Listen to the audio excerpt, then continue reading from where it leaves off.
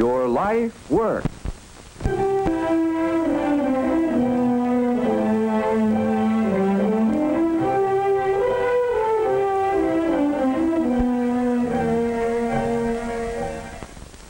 When the white man first came to North America, a great part of the continent was clothed in majestic forests. Wherever soil and climate were, trees flourished in countless numbers.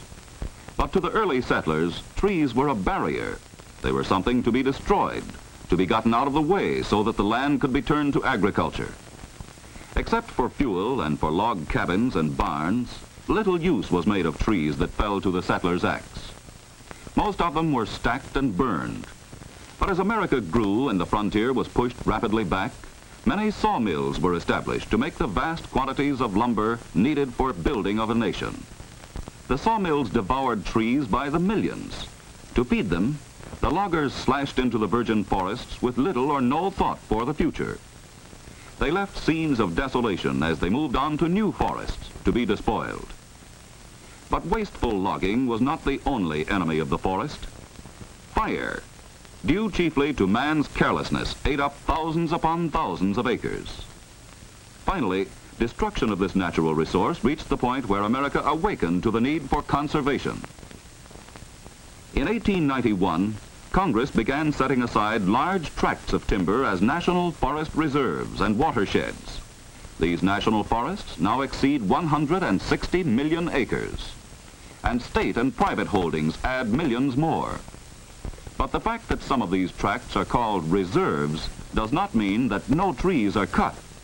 For trees are like any crop. They must be harvested when mature. Otherwise, they rot away and are wasted. The important thing is to harvest the big trees without killing the young ones, or to leave enough mature trees to reseed the area again. So today, the government and some forest industries are cooperating on a program designed to ensure a continuous supply of timber and steady, well-paid employment. There are nearly 1 million persons engaged in harvesting, processing, and distributing forest products. A comparatively small number of persons are engaged in protecting and managing our forests, and the opportunities for employment are limited. The experts in this field, the professional foresters, are employed by federal, state, and local government agencies or by private companies. For private employment, college training in forestry is not required, though it is preferred. Permanent government positions are filled by civil service examinations and require college training with at least 2 years of technical forestry subjects. But regardless of the employing agency, the fields of work are similar. Protecting the forest from fire is one of a forester's greatest responsibilities. He organizes and manages a fire prevention system consisting of lookout stations, telephone lines, and firefighting crews and equipment. And when fire strikes, it's his duty to stick with his crew until it is put out. Some burnt-over areas can be reforested to get them back into production. The forester helps to plan the work and supervises the planting of the seedlings. Every year, millions of heads of livestock graze on the nation's forests. It is part of some foresters' work to see that the range is not damaged by overgrazing. Permits are issued allowing only a certain number of sheep or cattle into the area. Foresters are also concerned with the wildlife that lives in the forest. They help to administer state game laws, offer recommendations as to protection and other phases of wildlife management. Forests provide recreation grounds where people may experience healthful outdoor life. The forester helps the public to enjoy the forest, but must see that users do not harm it. Educating the public is part of his job. Trees are subject to injury by disease and insects. Studying these pests and working out ways to combat them is another field of activity for the forester. Before logging operations start in an area, a forester or his assistants go over it carefully, selecting and marking those trees which are to be felled. And later, when logging starts, a forester watches to see that no unnecessary damage is done. Some foresters do research work with wood products to find new or better ways to utilize them. This work is of great benefit because it means less waste of our forest resources. There are many other occupational duties in professional forestry, but basically they all call for men with certain abilities, interests, and attitudes. To be a forester, you should enjoy outdoor work and be interested in growing things.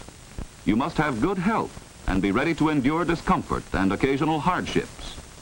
You must be willing to work under lonely conditions, but also enjoy contact with the public and be able to impress them with the importance of activities requiring their cooperation.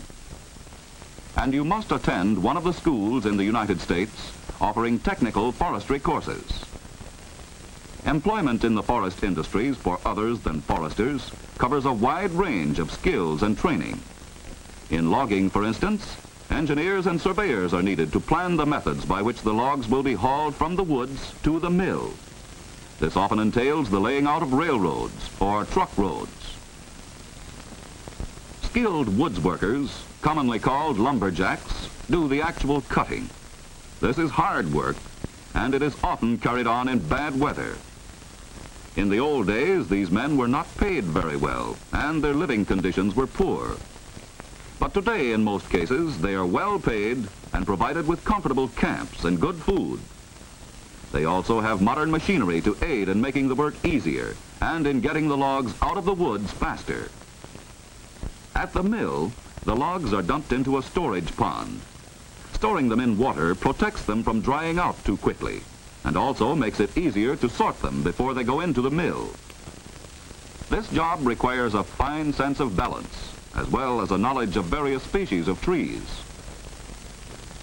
In the mill, each log is placed on the carriage, a moving platform which brings the log into contact with a saw which cuts off a board on each trip. The head sawyer's job is a very important one.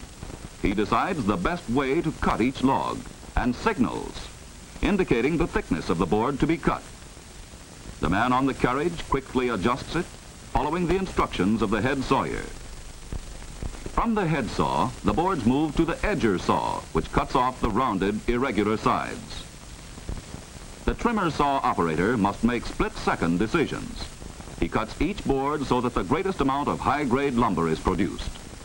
The rough boards come out of the mill on a long conveyor chain and are sorted by men who are trained to recognize different grades at a glance. The freshly cut boards must be carefully dried or seasoned. Sometimes they are piled in a large seasoning yard. This method, known as air drying, requires several months. The modern and faster way is to put the lumber in special kilns where hot air and steam dry it in a few days. Some seasoned lumber goes next to a planing mill where it is smoothed and cut to patterns or is made into special materials such as window frames and doors. The manufacture of plywood is a forest industry that employs many persons. However, work in the mills and in the woods is quite similar to that in lumbering. There are also mills specializing in making veneers for furniture and woodwork. Some of these companies use rare woods from all over the world. Then there is the production and processing of pulpwood into paper. This industry uses thousands of skilled workers. In any forest industry, whether it be producing lumber or other products, there are fine positions as superintendents or executives for those who are efficient and have the necessary training or education. But of course, you have to start at a lower level and work up. In the distributing end of the industry, the local building material dealers require many employees. The establishment of a lumber yard of your own would be a fine goal. But you must know the business, have enough capital, and choose a good location. It would be best to work for someone else until you learn the business thoroughly. Thus, the forest industries and the field of forestry offer a great variety of opportunities. However, you must consider the fact that some activities, especially the government agencies, require comparatively few new men each year. If you do go into forestry or one of the industries, you will be part of work that has a future. For the aim of all foresters and far-sighted owners of timberlands is a perpetual supply of products through proper management. It would be well for you to investigate the opportunities in this field. Perhaps employment in forestry or one of the forest industries will become your life work.